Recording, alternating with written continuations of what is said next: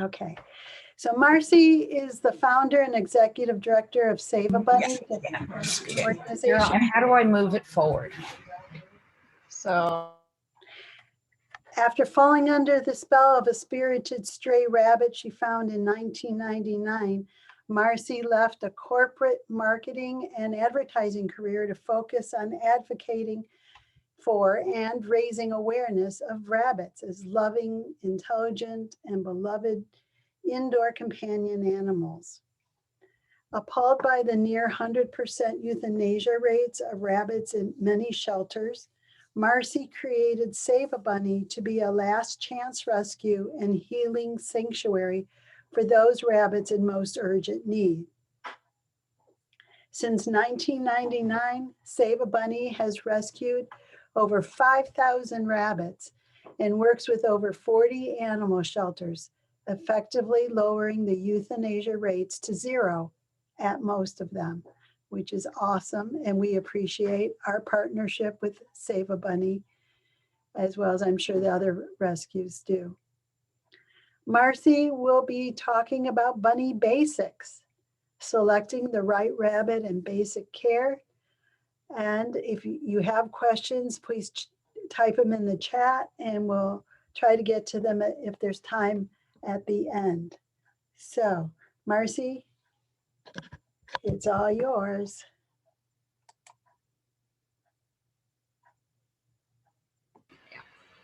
okay, hi everybody. Let's see, I want to start here about showing you a little bit of the variety of what a companion rabbit is like in the household. Who should adopt a rabbit and who should not adopt a rabbit and which type of rabbit. So as you can see from this slide, there's a whole variety of people here. There's families, there's men, there's women, there's children. And basically it's all about finding the right connection between the rabbit and the human. That's really what it's all about. And let me move along. Lisa. Oh, okay. No. All right. So who are we? Mickey told you a little bit about who we are, and here are some of the bunnies that we've rescued. The bunny in the center is a lab rabbit, and we've been fortunate to work with the Beagle Freedom Project to legally rescue these rabbits out of laboratories. They've been medically tested on, but they are now made available for adoption. And they are usually the absolute nicest rabbits. They're bred to be extremely docile so that people can handle them. And then they come here for adoption and people just fall in love with them. And you can see that's been this bunny's whole life until he came here.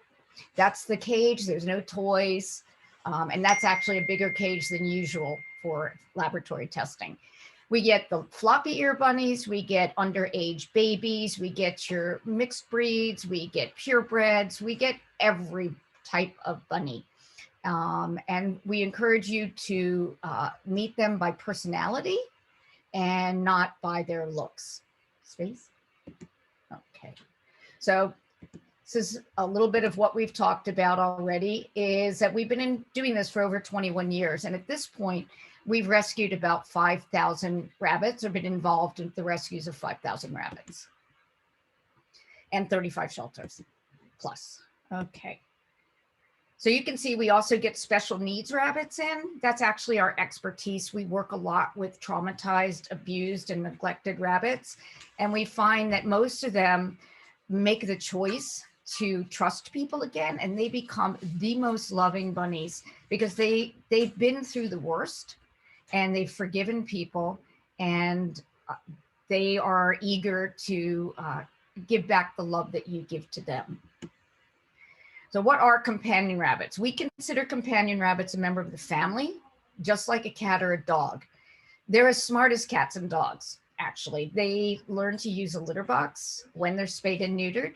They learn their names. They can be clicker trained. And just like humans, they each have a unique personality, and no two of them are the same, even if they're siblings and look exactly alike. And it's all about the chemistry that they feel with you. and you feel with them. They will bond for life with their humans as well as with their mates. They are not rodents. This is a big misconception that most people have. Even the airlines list them as rodents, but they're not. They're lagomorphs. And they are not nocturnal. They're what's called crepuscular, which is a lot like a deer. And they're active in the morning and the evening. And so if you are not an early riser, then do not have the bunny in your room, because about 4:30 to 5 o'clock in the morning, they want you up to feed them and to play. So that's something to keep in mind when you bring a bunny home. What's really important to remember is that rabbits are prey animals. If there's nothing else that you get out of this presentation, and I hope you'll get more out of it than this, but rabbits are prey. And you can see because their eyes are on the side of their head so that they can see peripherally and behind them. They're cautious about new and different environments, so it can take them some time to warm up in a new environment. They are hardwired to escape and run, the fight and flight. And they're more similar to horses and deer than they are to cats and dogs. You are a predator. And hold on one second, Lisa, how do I make sure that I can see that? Sorry, we're just having a little technical issue. But, okay, thank you. All right, good, good. All right, perfect, thank you. So people are predators, and your eyes are forward. For example, I'm vegan, but I'm still a predator to an animal. My eyes are forward, and children are little predators with little claws. So they can scare rabbits with their enthusiasm, and cats and dogs are predators. Now you can have a multi-species household. You just have to make sure that the bunny's safety is always the priority. And a lot of the times rabbits end up being the boss, but it's always about the rabbit's safety.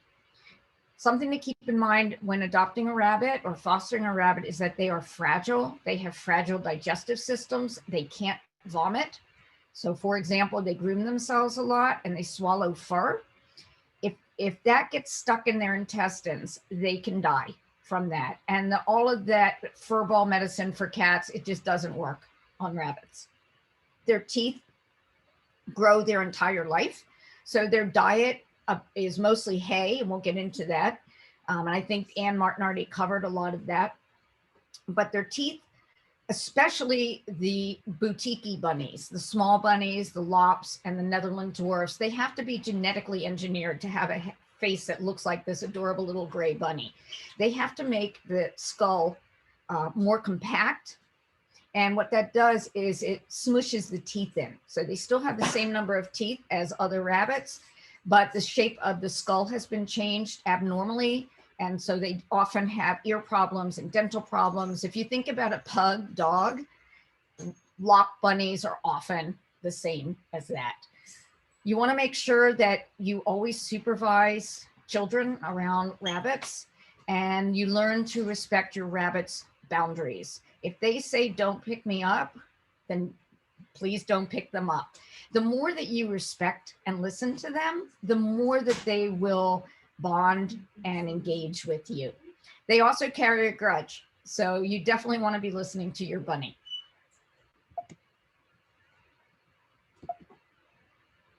Lisa. Oh, you could, sorry, just click on this there. Okay. Okay.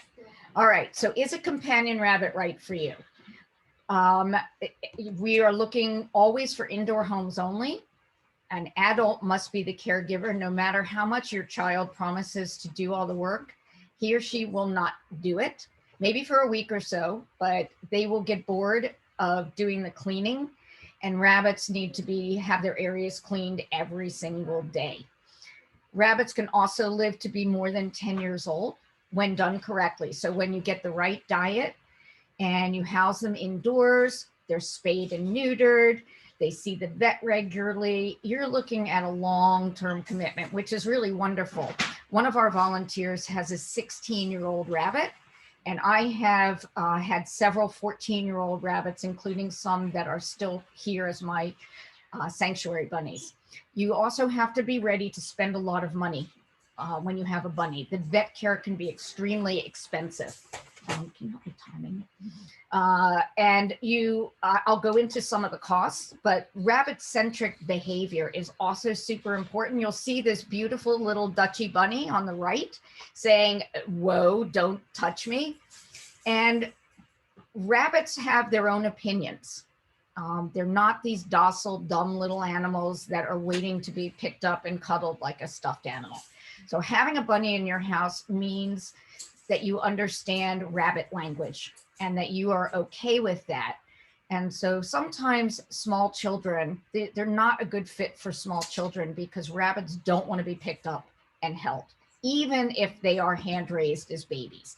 So here's some approximate costs for a bunny. If you're adopting and the setup, it's usually between $300 to $400 to get the right supplies, an X-pen, the hay holders, the adoption fees. And this is what it costs pretty much through us. It might be a little bit less through a shelter. The adoption fee would be less, but the setup costs are going to be one of your biggest expenses to do it right. If you're thinking of saving money by getting a quote unquote free rabbit, you're going to need to spay or neuter that bunny. Because they have an 80 to 90% chance of getting cancer by the time they are 3 or 4. And a private spay or neuter can run between $400 and $650 to do. So your free rabbit ends up costing more than a rabbit you adopt through a shelter or a rescue.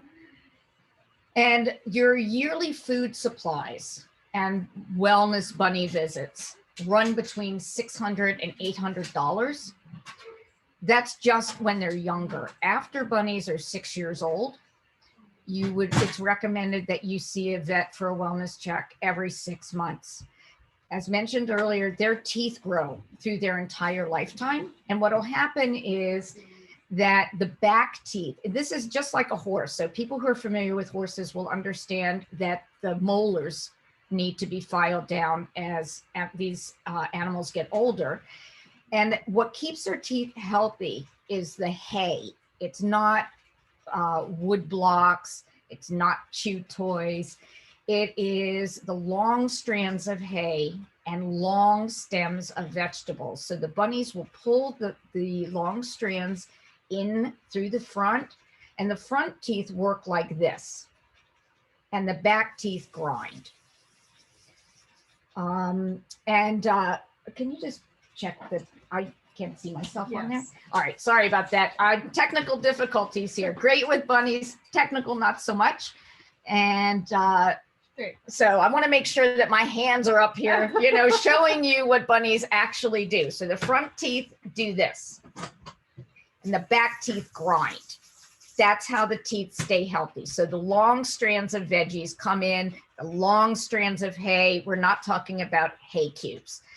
Also, you want to always have a plan in mind for when you're traveling. You want to be able to afford boarding, and rabbits should not be left alone with just food and water. They are prey animals that hide their illnesses until the last minute. I lost my first rescue to a pet sitter that did not follow very specific written instructions. And I came home and lost the rabbit on the way to the vet. She passed away. And the pet sitter said, "Well, I thought she just missed you."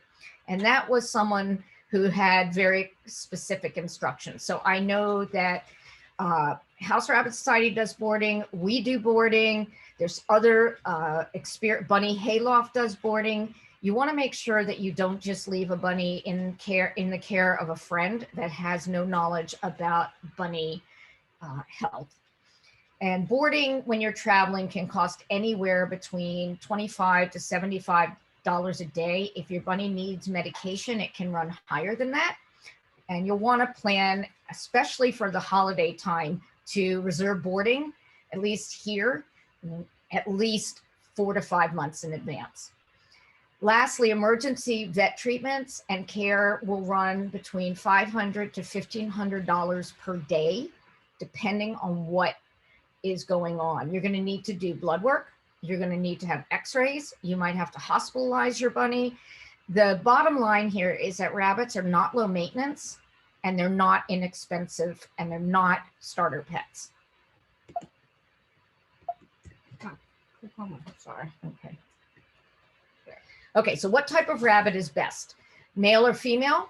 Lops, pure breeds, mixed breeds, older, young, old, large, small, single or bonded pair? And the answer is it really just depends on the situation. Here's some considerations. Who actually wants this rabbit? Is it you as an adult, or is it your child? Are you thinking of getting a gift for somebody, gifting them a rabbit, which we recommend you absolutely do not do, because again, you saw the expenses that are involved. And part of the joy of living with a rabbit is having the connection and finding the rabbit that's the best fit for you. They pick you just as much as you pick them. So that goes to point number 2, is does the rabbit like you? When people come here to meet bunny friends, we watch carefully to see if the bunny likes you, because they interact differently with different people.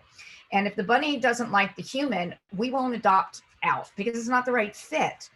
And ultimately, the goal is to have a real love connection with your bunny. Again, spaying and neutering, you must get a spayed or neutered, your rabbit spayed or neutered because of the cancer risk. And one of the biggest misperceptions out there is that baby bunnies are better, that they are hand raised, and that they're nicer and they've never been traumatized. And that is absolutely not true. You cannot train them to like to be held. You might be able to train them to tolerate it, but it's tolerating something they don't like, and you're forcing something on them, which is not the whole point of bringing in a new family member. So that whole myth about baby bunnies is a myth. Some of the nicest, gentlest, most loving bunnies we've ever had are some of the older ones, especially those who have had a really rough life. And they have come through it with, and I know this might sound silly to some people, but they're super grateful. They know they're in a good place and they choose to be with you. And to me, that's an incredible gift, that they allow us to be with them. Lastly, do you have an open heart and an open mind? Because the ruby-eyed white bunnies are usually by far the nicest bunnies. They are also the most frequently euthanized animals at the shelters, and people tend to be prejudiced against them and discriminate against them because they don't like the ruby eyes. And what we ask people to do is to base their decisions, of course, on the personality. Also, if you really want to help a bunny, help a ruby-eyed white, but you're going to actually win because they're the nicest ones. They're the ones that people are at first resistant to, and then they are the biggest advocates. Lastly, if you come here, we will ask you to sit with a ruby-eyed bunny and count the number of colors that you see in their eyes, because they are not red-eyed bunnies. Artistic people in particular will notice that they are lavender. They have lavender colors, light blue, ruby, pink, sky blue. They're beautiful multicolored eyes. And so keep that in mind when you're looking for a bunny. They're just very special, and it breaks our hearts that there's so many that can't find homes because people discriminate against them. Okay, here's the proper housing. Indoors, it's cleaner and it's safer. You probably have heard, well, you did hear earlier today about the RHDV2 virus, and that is outside. And so when you have them indoors, they're not exposed to parasites or fleas or predators. Even if you think your yard is well contained or you have a hutch that nobody can get out of or into, that rabbit is exposed outside to all kinds of smells and sounds, and it's lonely for a bunny outside. They're very social. So putting them outside is an old-fashioned farm mentality that's from 20, 25 years ago. you're going to have a bunny that loves you much more, and you will have a cleaner and safer rabbit by having him or her live inside with you. Your pen should be at least 12 to 16 feet. And you want a bunny-proof wires and plants in your house, meaning bunnies should not be able to get to them. You won't be able to run over and catch the bunny fast enough. And they, as mentioned earlier, they can't vomit. They also are so domesticated that they don't know what's poisonous and what's not. So people have lost their bunnies by having the bunny drink the water from a Christmas tree, eat plants in their house that are toxic, chew on candles. There's all kinds of things that bunnies will get themselves into. It's like having a perpetual toddler in your house. They're going to be like that forever. They explore with their mouths, so you have to protect them. You want to have safe floor covering. If you have hardwood floors, the bunnies do better with traction. And you would, rabbit urine, if it happens to get on your hardwood floors, is not good, and it's hard to get out.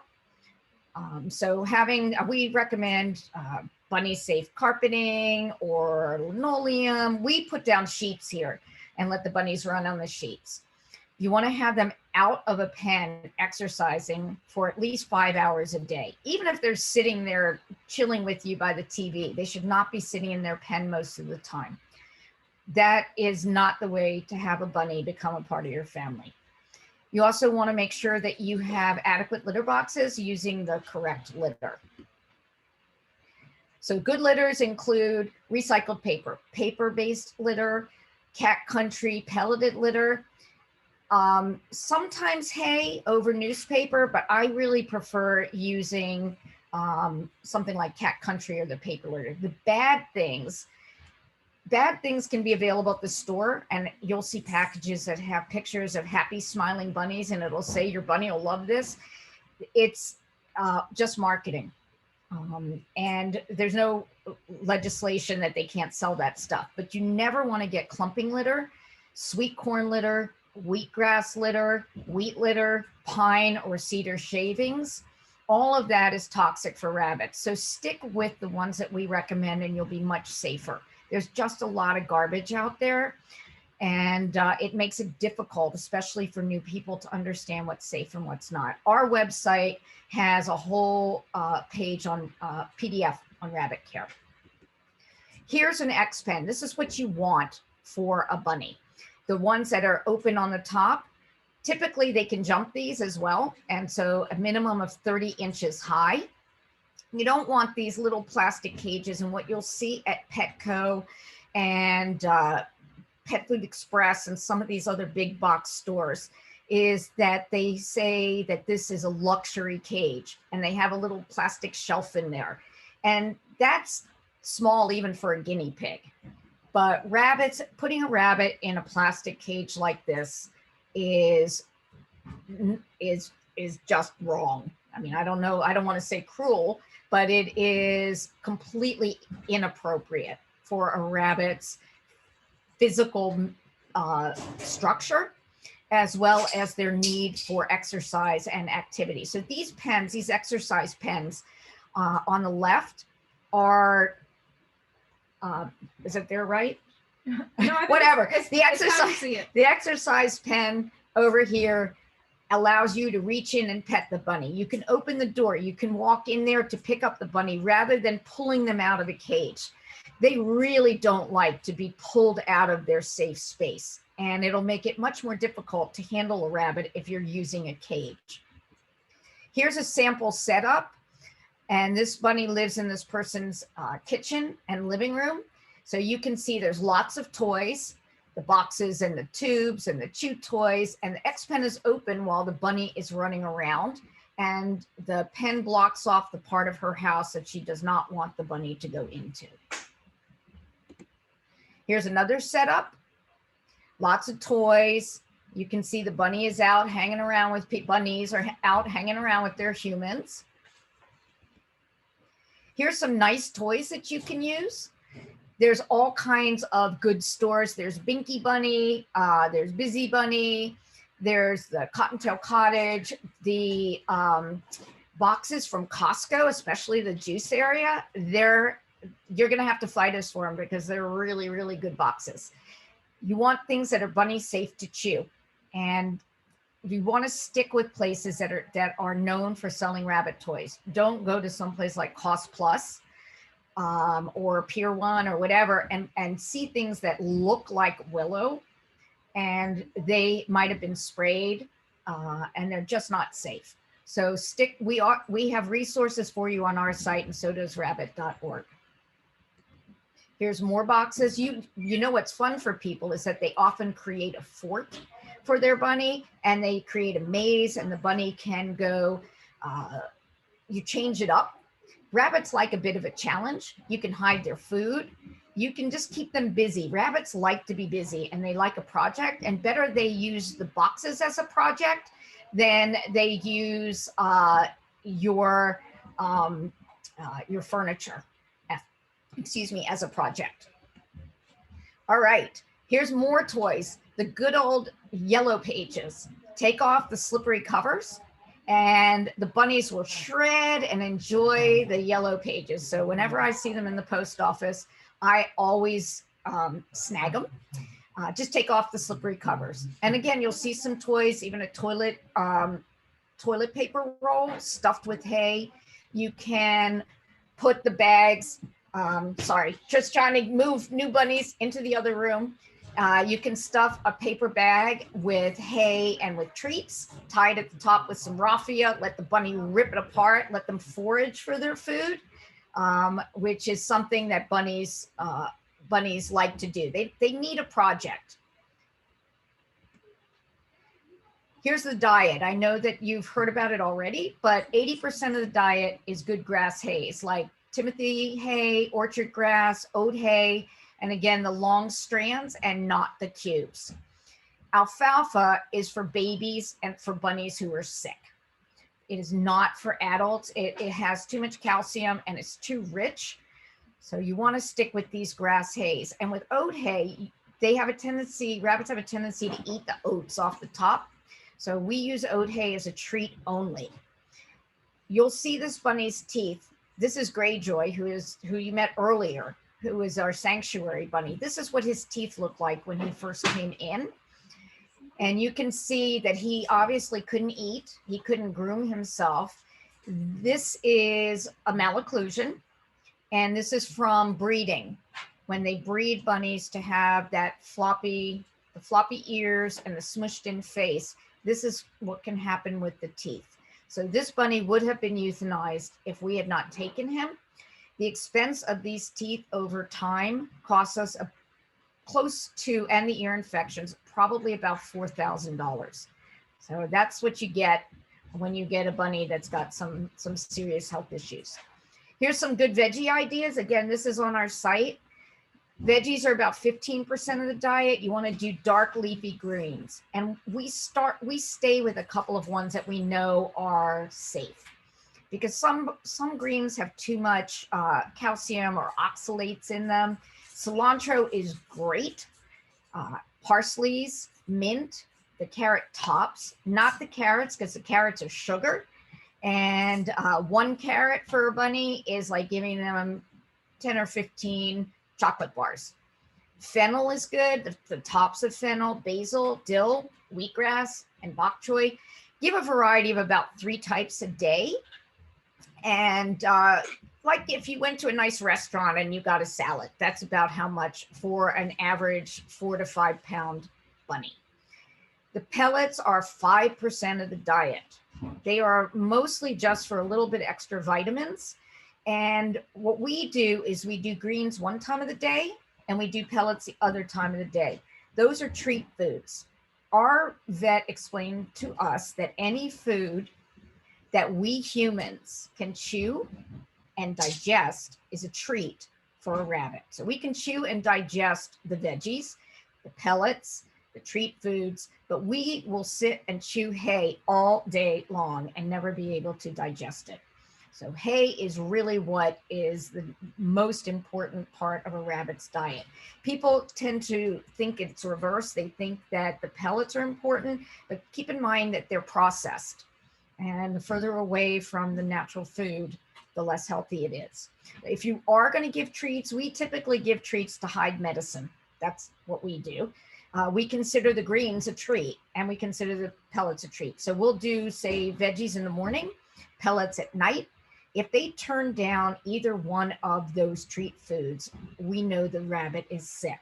And by the time rabbits start to show symptoms, you're already needing to go to the vet. So here are some little bits of treats. The main thing is bunnies have a sweet tooth, and they're super adorable when they beg, and it's really hard to resist them. But love can kill a bunny by overfeeding. Obesity, heart disease, arthritis, and sugar overload can all be really, really bad for a bunny.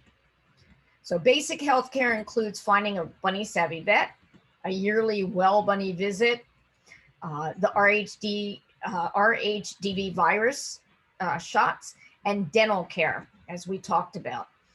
And we also talked some about digestive problems. A lot of times people talk about something called stasis. Stasis is just a symptom. It's not a disease itself. So digestive problems are one of the main ways that people lose their rabbits, because rabbits are fragile.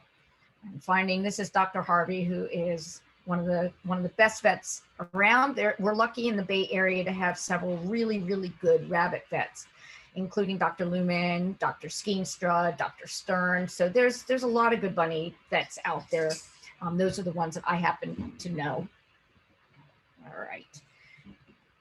All right, so grooming. You want to be brushing your bunny at least once a week.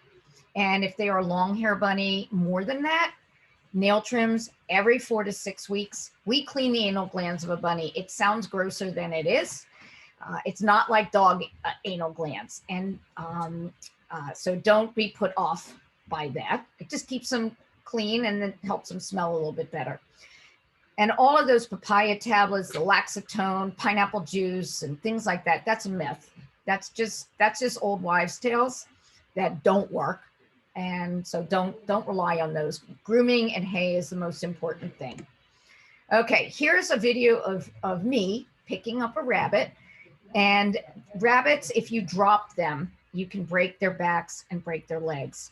And even I have done that. And I know of a lot of people who are experienced who have done that when they are rushing to catch the rabbit to go to the vet, or the rabbit squirms and gets dropped. It happened to me about 15 years ago when I was in a hurry to pick up a rabbit, and I will never, ever, ever do that again.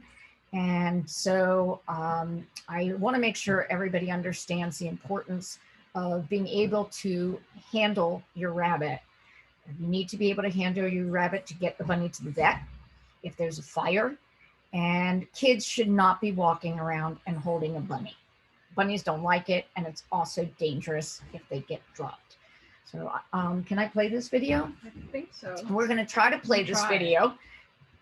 Oh, Go back. we're going to go back. Okay, so, Let me see. all right. Yeah. All right. Yeah. So here's one way that we feel is one of the safest ways to pick up a rabbit. If you are right-handed, you want the bunny to be on your right side. And you want to make sure you have plenty of time to do this so you're not rushing to get the bunny onto that side. I lean over the rabbit.